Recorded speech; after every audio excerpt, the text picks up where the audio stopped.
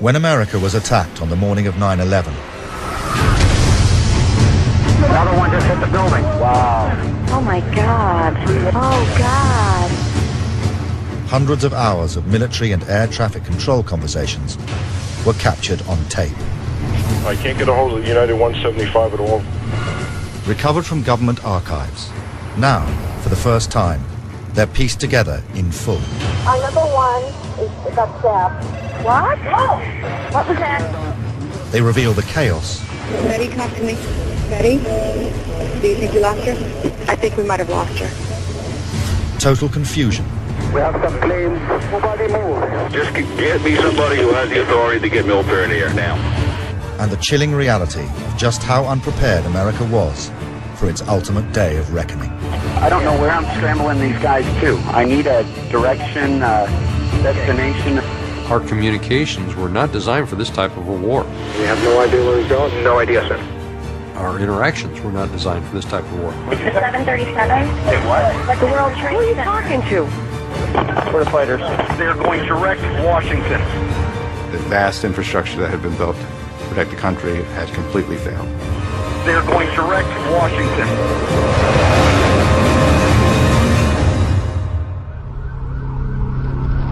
A new type of war. That's what it is.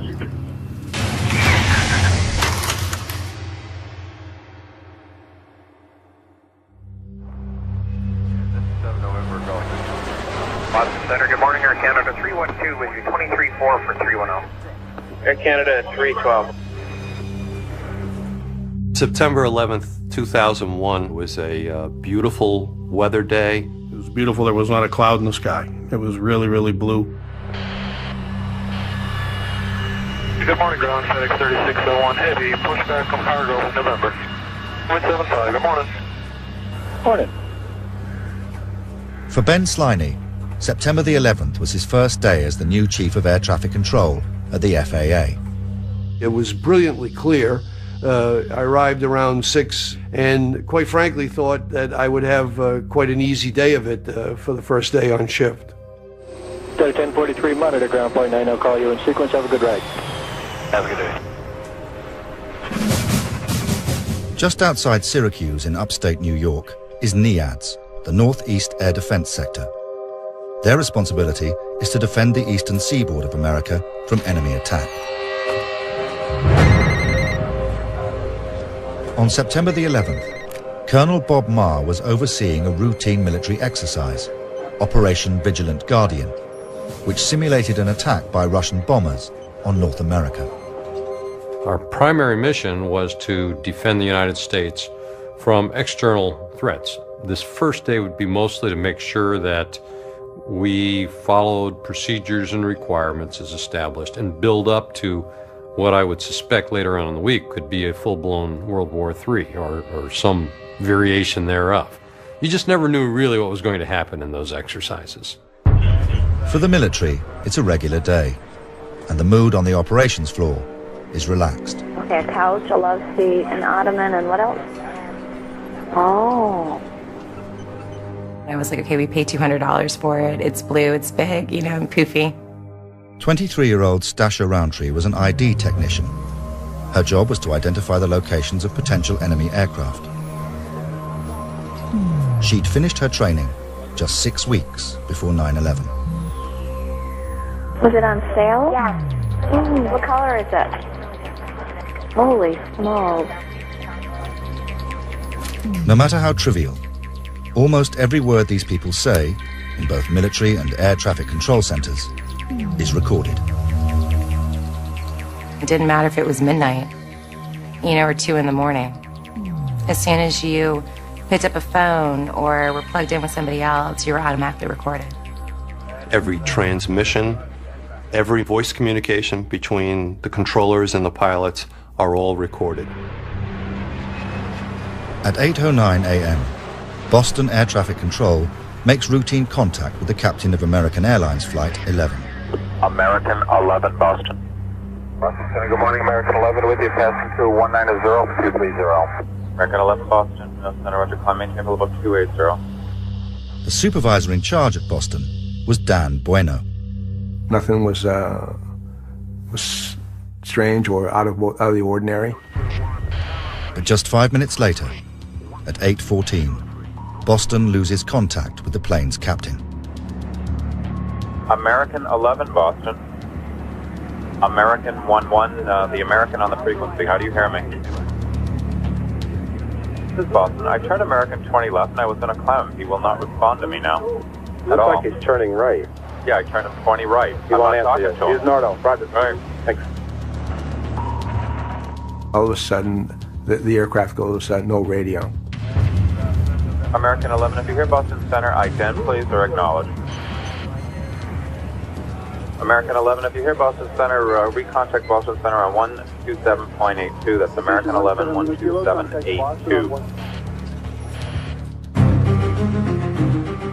At 8:19, a phone call comes into an American Airlines reservation office from a flight stewardess on board American 11. Ma'am, what seat are you in? We just left Boston. We're up in the air. We're supposed to go to LA, and the cockpit's not answering their phone. Okay, but what seat are you sitting in? What's the number of your seat? Okay, I'm in my jump seat right now. Okay. At 3R. What is your name? Okay, my name is Betty Ong. I'm number 3 on flight 11. And the cockpit is not answering their phone. And there's somebody staffed in business class, and we can't breathe in business class. Somebody's got mace or something. Can you describe the person that you said someone is what in business class? Our number 1 got stabbed. Our purser is stabbed. Nobody knows who's stabbed who, and we can't even get up to business class right now because nobody can breathe. And we can't get the cockpit. The door won't open. Hello?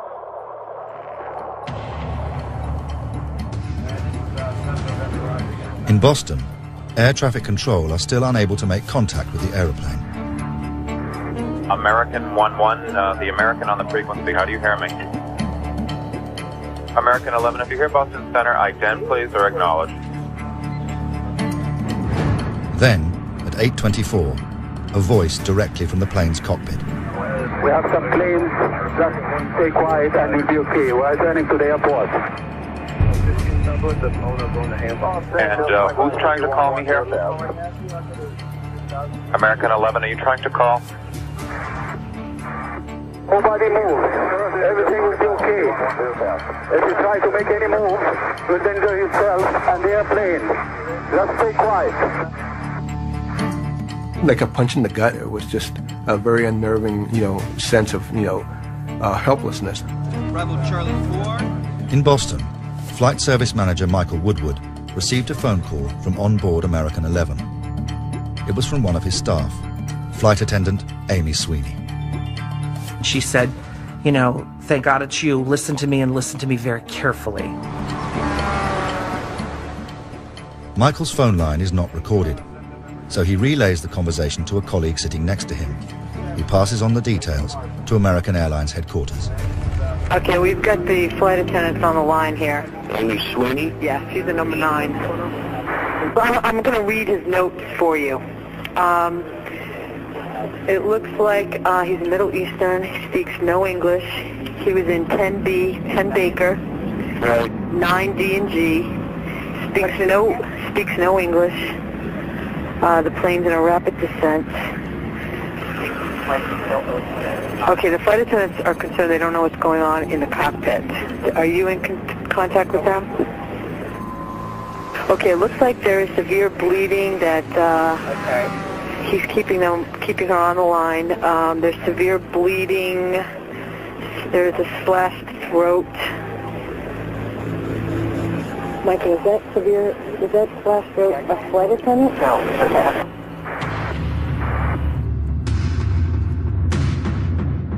By 8:29, American 11 has been out of contact with air traffic control for 15 minutes. Dan Bueno in Boston alerts the FAA Command Center. I get a situation with American 11, American 11. Let me get managers And heading southwestbound. 29. Heading southbound? Heading southwestbound. He's You have no idea where he's going? No idea, sir.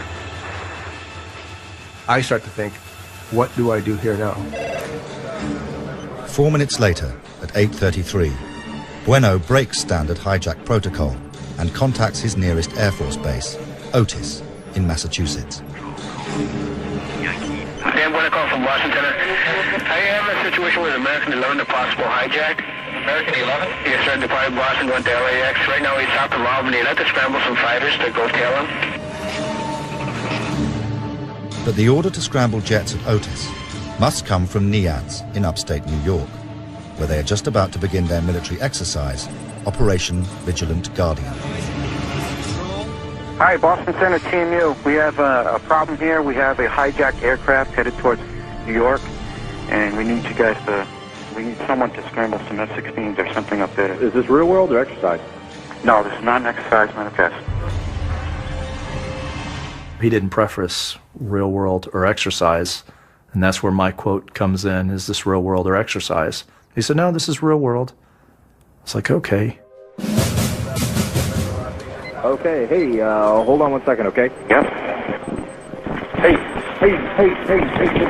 seriously. On the operations floor, the ID technicians overhear the word hijack. What? What was that? Not real world. Real world hijack. Cool. Our first reaction, I know you heard there, was like, cool. Because this was usually not something that was very devastating. So we all, nonchalantly opened up our checklists and started to do what we had to do for a hijack. I remember distinctly seeing several people huddled around one of the radar scopes. That is usually not a good sign. Immediately, a call is issued to superiors. Major Nisipani, you're needed in ops pronto. Major Nisipani, you're needed in ops pronto. The mission crew commander, who was Kevin Nisipani at this time, he is basically in charge of that entire operations floor. He is the most senior guy on the floor. Real world hijack. 40 miles north of Kennedy. Do you have time to give me any other? Yeah. Notice on battle station. Boy, notice on battle station. The first thing I directed was for the fighters to go to battle stations.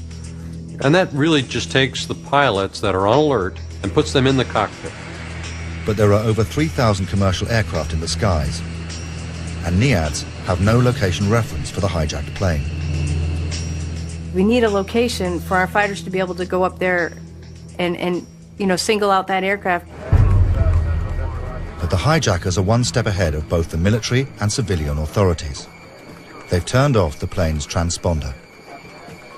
We rely on the transponder, a coded signal that is transmitted from each aircraft in the system. It tells our computer the aircraft's call sign, speed, and altitude. We're checking to get some information from you if we could. It's American 11. He's heading towards Kennedy. Looks like the speed is decreasing. I'm not exactly sure where. Nobody really. Once the hijackers turned off the transponder, in all respects, he was quite invisible to us. And where are they going now, do you know? No idea. With Flight American 11 hijacked out of Boston, NIADS, the Northeast Air Defense Sector, are desperately trying to locate the missing plane. The aircraft is 7 minutes away from the World Trade Center, and the hijackers have turned off its transponder. These guys knew what they were doing. They knew that we needed this to locate them. They turned it off, they went lower, they went slower, everything, to stop us from being able to get that exact location. Is he inbound to JFK? We don't know. You don't know where he is at all? He's being hijacked. The pilot's having a hard time talking. And both sides are doing everything they can to try and identify where this American Airlines Flight 11 Heavy is. And there's just not a whole lot of information for them to give.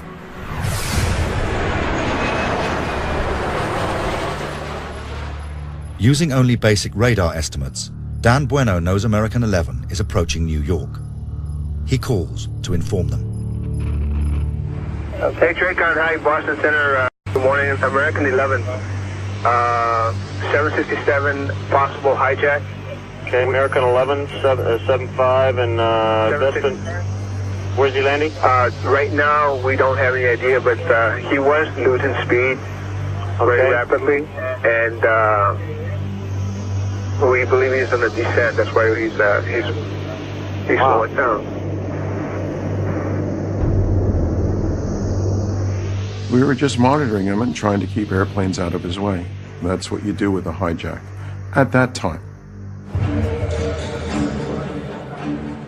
Back at American Airlines, flight attendant Amy Sweeney is still on the line to her boss, Michael Woodward, directly from the hijacked plane. She was increasingly alarmed, and she said, you know, the airplane's all over the place, something's happening, you know, we're flying, you know, erratically, we're in a rapid descent. The call is not recorded, but Michael relays the details to a colleague sitting next to him, who is on the line to American Airlines headquarters. She started screaming and saying something's wrong, and now he's having trouble. No. Okay. I think he might be disconnected.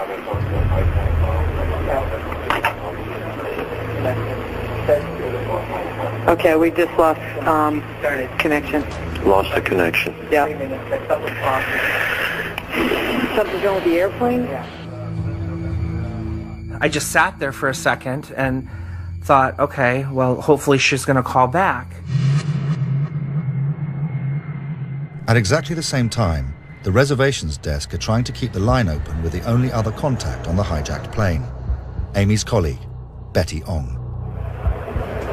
Okay, I'm still on with security, okay, Betty? You're doing a great job. Just stay calm, okay? We are, absolutely. What's going on, honey? Okay, the aircraft is erratic again. Bobbing very erratically. What's going on, Betty? Betty, talk to me. Betty, are you there? Betty? I think we might have lost her. Okay. With American 11 descending rapidly over New York, F-15s at Otis are ordered to chase it down.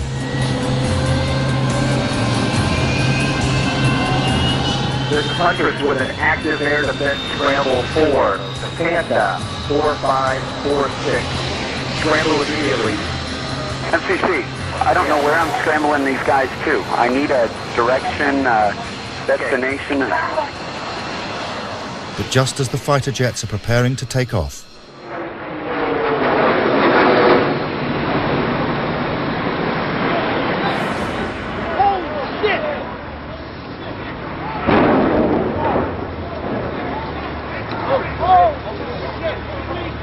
Anybody know what that smoke is in Lower Manhattan?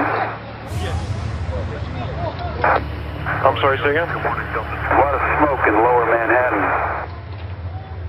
I started getting a lot of reports from airplanes as saying, what's going on in New York? There's a lot of smoke coming out of the Trade Center. Lieutenant Tower reports that there was a fire at the World Trade Center. And that's the area where we lost the airplane. I remember me and Dan Bueno looking at each other, and it's like, that wouldn't have been American 11. Could it have been? Could it be? Is there any plane just what? No, sir. The 737? What? The World Trade Center. Who are you talking to? Get past it to them. Whew. Oh my God. Oh God. Oh my God. A shot on the near plane just crashed the World Trade Center. An airplane just hit the World Trade Center. And I parroted that back to everybody. New York. Yes, ma'am. Did you just hear the information regarding the World Trade Center? No. Being hit by an aircraft? I'm sorry? Being hit by an aircraft. It's on the world news.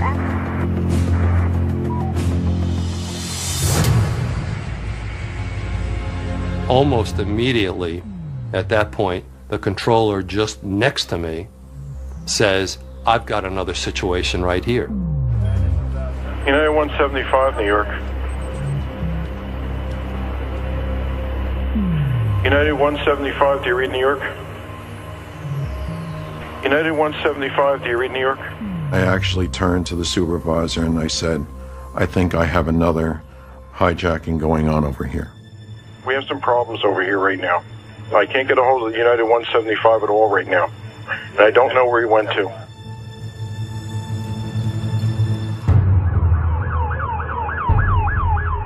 With the World Trade Center in flames and another aircraft reported missing, commanders at NIAD's military base have abandoned Operation Vigilant Guardian and are now fully immersed in a real-world crisis. Who's plugged in up there? Plug in. Have you hold on. Okay, this is what I got so far. Okay. Okay, this is what we... Okay, now we do. Yes. This is what I got. Possible news at 7:37 just hit the World Trade Center. This is real world. But the F-15s have only just left Otis Air Force Base. Even at top speed, they are 7 minutes flying time from New York City. We aren't able to look out a window and see something. None of the fighters are close enough yet. The crash pretty much happened simultaneously at the time that they're getting rolling. So they're still, what, easily 170 miles away, I believe, at the time? Okay, continue taking the fighters down to the New York City area, JFK area as best as you can. Make sure that the FAA clears your route all the way through. Just do what we got to do, okay? Just press with it.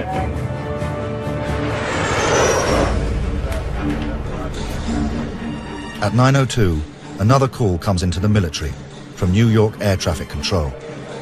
They have a second possible hijack. Oh, God. I know. What phone are you on? Yeah, we found that one out. Open line.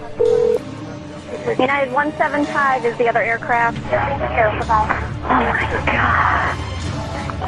I'd say it's pretty serious.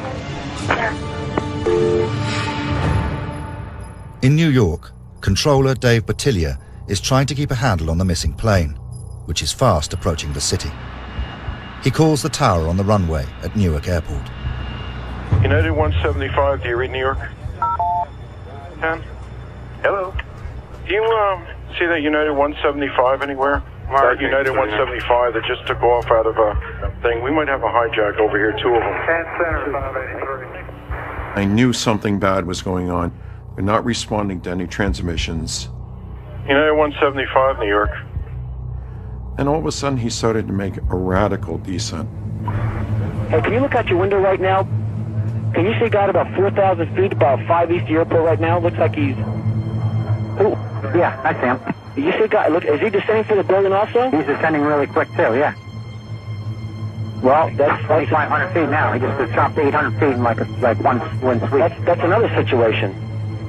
What kind of airplane is that? Can you guys tell? I don't know. I'll read it out in a minute.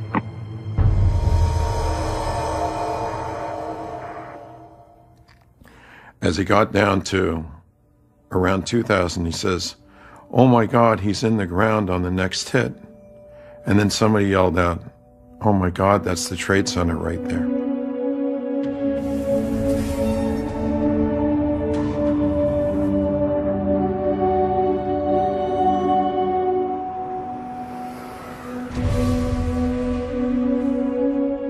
Another one just hit the building. Wow.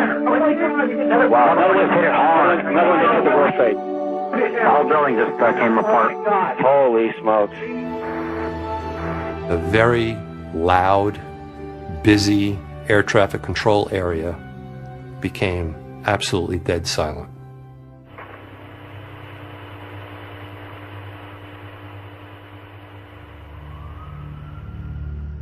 Sickening. All of us, I can remember there was absolutely no talking going on. Everybody was like in shock. I think an airplane just plowed into the city. They did. The World Trade Center hit the top. No, another one. We just saw another one do it. Another one? Yeah. Holy cow. He says, "Hey, another one just hit." And it was, now we're like freaking out, basically. Like, what's going on now? It's like we have no idea what's going on. At NIAD's military base 200 miles away, they're watching the nightmare unfold live on television. Is this explosion part of that we're looking at now on TV? Boston is now grounding. And then there's possible second hijack also at United Airlines. Center, where they're working at right now. 2 planes? He was in Whiskey 105. Get the fuck out. Holy cow. That made everybody sink, and I swear everybody at the same time just kind of, it was like, I don't even know how to explain it. Just that real. It's real. It's happening. People are being killed. With America now under direct attack, there's still no sign of fighter jets over New York. The second one just hit the trade center. Okay. Yeah, we gotta alert the military real quick on this. No, we have several situations going on here. It's escalating big time. We need to get the military involved with this. Wow, what's going on? Just get me somebody who has the authority to get military in the air now. All right.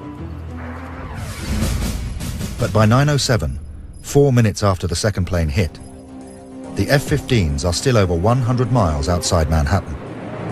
This is what I foresee that we probably need to do. We need to talk to FAA. We need to tell them if this stuff's going to keep on going, we need to take those fighters, put them over Manhattan, okay? Because we don't know how many guys are out of flight. This 3-2 could be more. I don't know. That's the best thing. That's the best play right now. Okay?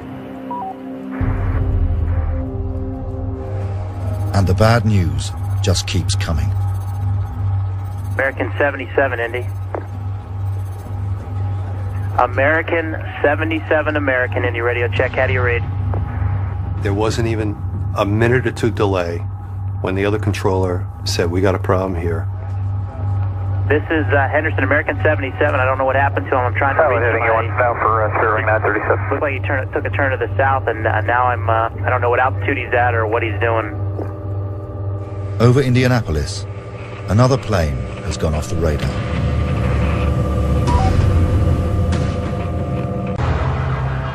Two hijacked planes have hit the World Trade Center in New York. Over Indianapolis, another plane has gone missing.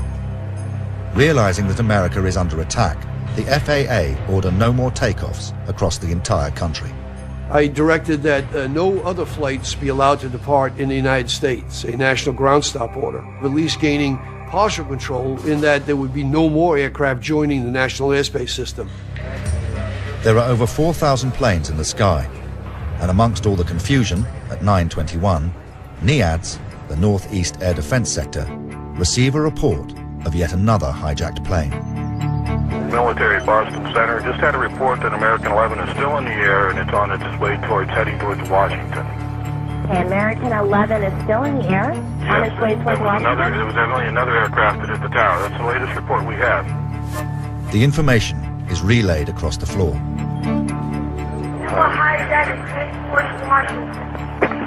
Shit. Give me a location. 46 are airborne now. That's the 138. Third aircraft hijack heading towards Washington. The new sighting of American 11 is actually a mistake. American 11 is the plane that hit the World Trade Center 35 minutes earlier. The ops floor is being bombarded by multiple inputs at any one given time. There are a lot of things being reported, and not all of them are accurate. Because of this error, NIADS now believe another hijacked plane is heading towards the capital, and they have to take action. Okay, American Airlines is still airborne. 11, the first guy, he's heading towards Washington. Okay, I think we need to scramble Langley right now, and I'm gonna take the fighters from Otis and try to chase this guy down if I can find him. You sure? Yeah. Foxy, scramble Langley, head towards the Washington area. Roger that. Fighter jets are ordered to scramble from Langley Air Force Base in Virginia, and they head eastward on a standard flight path. But 400 miles away, yet more trouble is about to break out. Cleveland Air Traffic Control are in routine contact with United 93. United 93, that traffic for you is 1 o'clock, 12 miles eastbound 370. Negative contact, we're looking, United 93.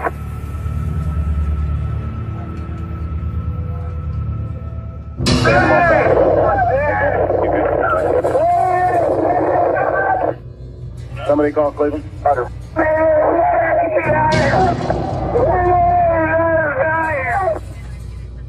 The sounds of screaming are coming directly from the cockpit. And just 4 minutes later, control overhear another chilling message. They got the beach down. Keep remaining steady. We have a bomb aboard. So it's calling Cleveland Center, you're unreadable. Say again slowly.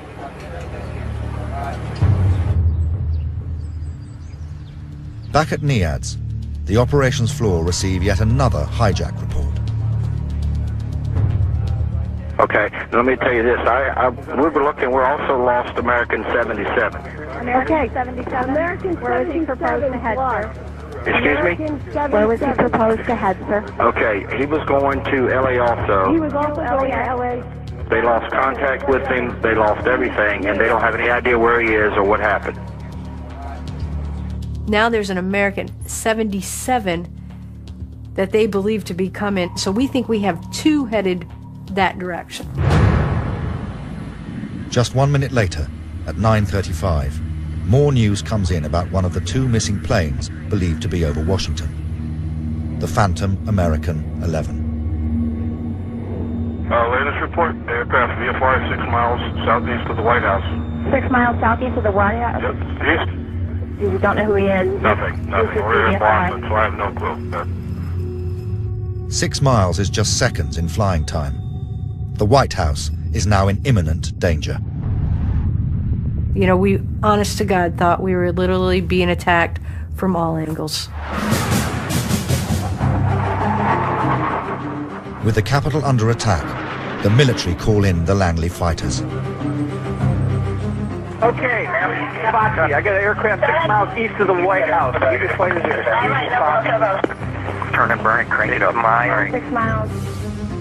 But the F-16s from Langley are 60 miles off the coastline, 150 miles away from the capital.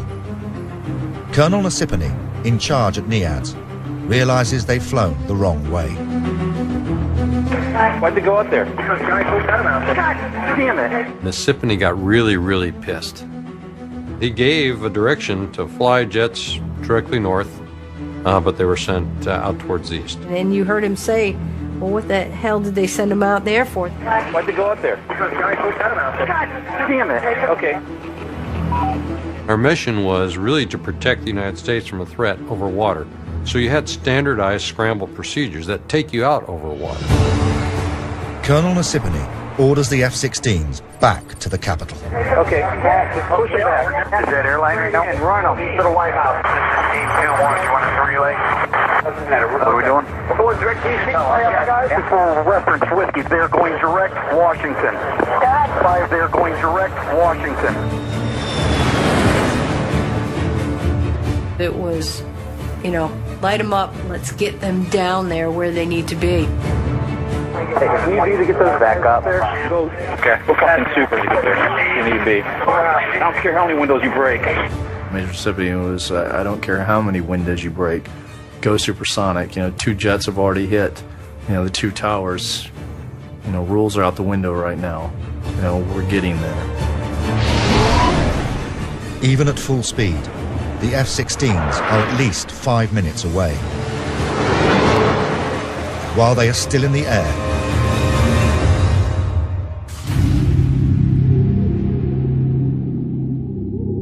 oh my goodness, oh my goodness. Live picture from Washington. There is smoke pouring out of the Pentagon. the plane that smashed into the Pentagon wasn't the Phantom American 11, believed to be heading for the White House, but in fact the other missing plane, American 77. Okay, the aircraft that is covered by the White House is now near the Pentagon. I don't know where the hell they're getting their intel. I said Washington has no clue when I called Washington about it. They didn't know what the hell was going on. What does this say that's going on TV now? I don't know.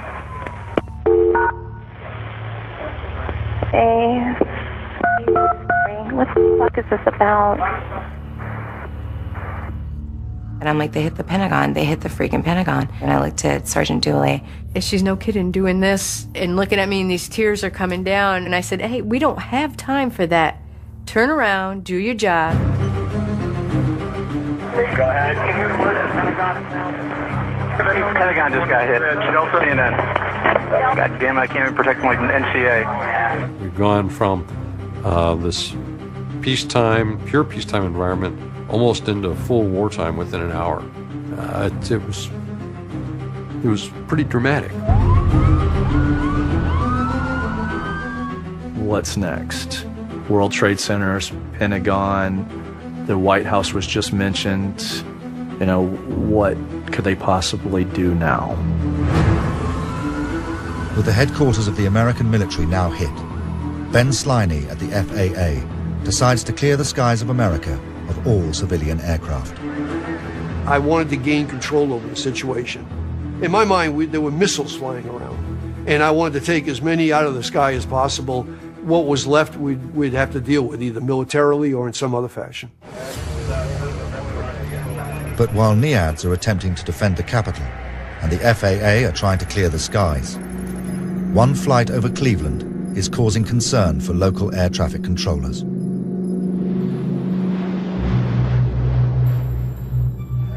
At 9:34, Cleveland Control notifies the FAA Command Center.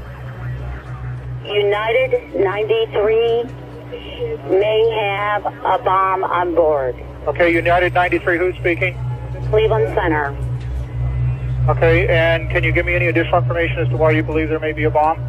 Because he's screaming that on the frequency. 2 minutes later, Cleveland calls the FAA again.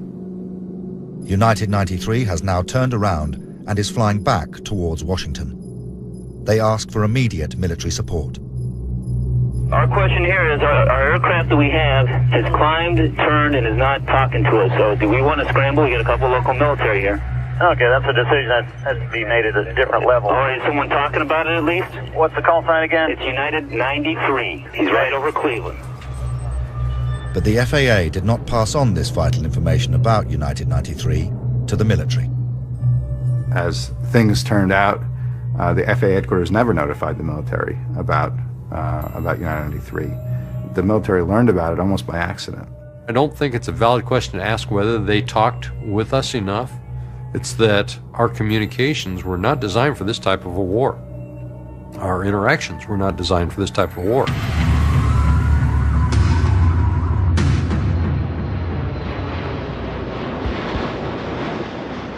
At 9:39, United 93's hijackers mistakenly broadcast an announcement meant for the passengers on board.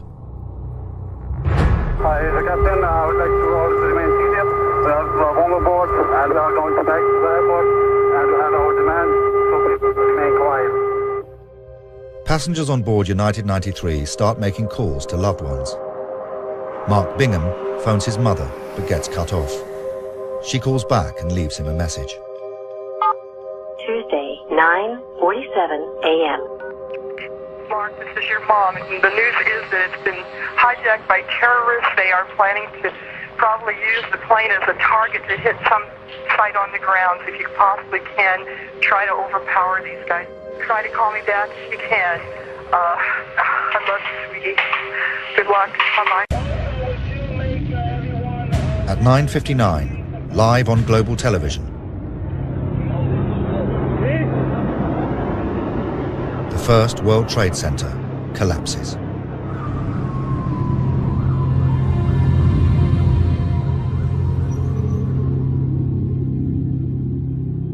With the Pentagon already hit, America has gone in under 60 minutes from peacetime to being in the grip of the biggest terrorist attack in its history.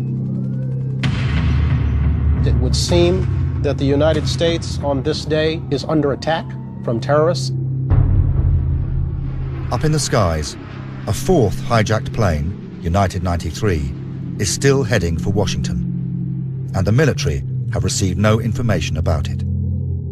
Clearly, it was a failure of the command and control structure at FAA headquarters because they had the information that United 93 was hijacked almost in real time, within 5 minutes. The bottom line was we didn't have the communication pieces that we needed. We weren't speaking to the correct people in the FAA that we probably needed to speak to. There were disconnects, there's no doubt about it. Finally, at 7 minutes past 10, 39 minutes after United 93 was hijacked, a call comes through to NEADS.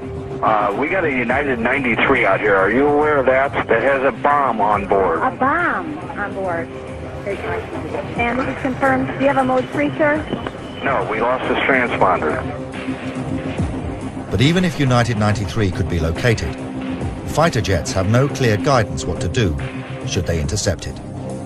What happens when we get there? What are we going to do? Are we firing? We can't just arbitrarily just shoot, anybody we want out of the air. Negative clearance to shoot. Jamie, 1527, Brian. God damn it, Foxy.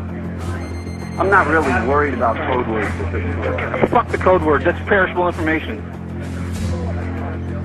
Negative clearance to fire. ID type fail. Over 90 minutes after the first hijack, the military still do not have clearance to shoot down United 93 or any other hijacked plane. Just 4 minutes later, NEADS call Washington Air Traffic Control for more information. I also want to give you a heads up, Washington. Go ahead. United 93, have you got information on that yet? Yeah, he's down. He's down? Yes. When did he land? Because we have confirmation. He did not land. Oh, he's down? Yes, somewhere up northeast of Camp David. Finding out that it didn't and it actually had crashed, it was just another plane that we couldn't stop. Northeast of Camp David. That's the last report. They don't know exactly where.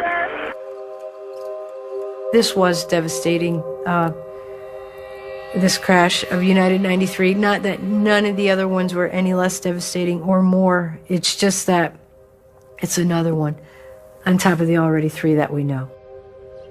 The truth is that the critical moments, the last line of defense for the country was the passengers on United 93 and the crew. The vast infrastructure that had been built to protect the country had completely failed.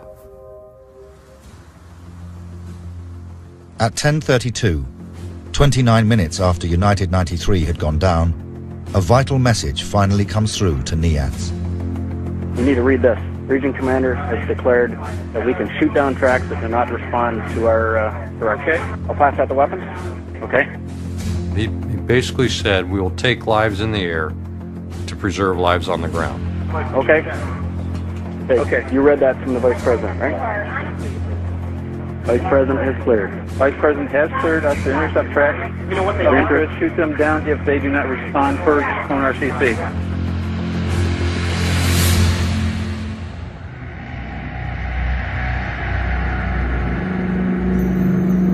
As it turned out, there were no more hijacked planes in the sky. The order to shoot them down came too late.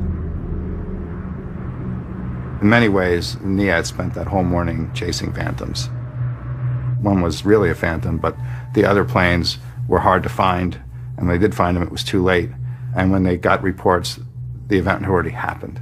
So they had spent these frantic, 100-some minutes chasing phantoms and not catching one of them. These tapes reveal not only the extraordinary chaos and confusion that engulfed America on the morning of 9/11, but also just how unprepared the military superpower was for the greatest terrorist attack in its history.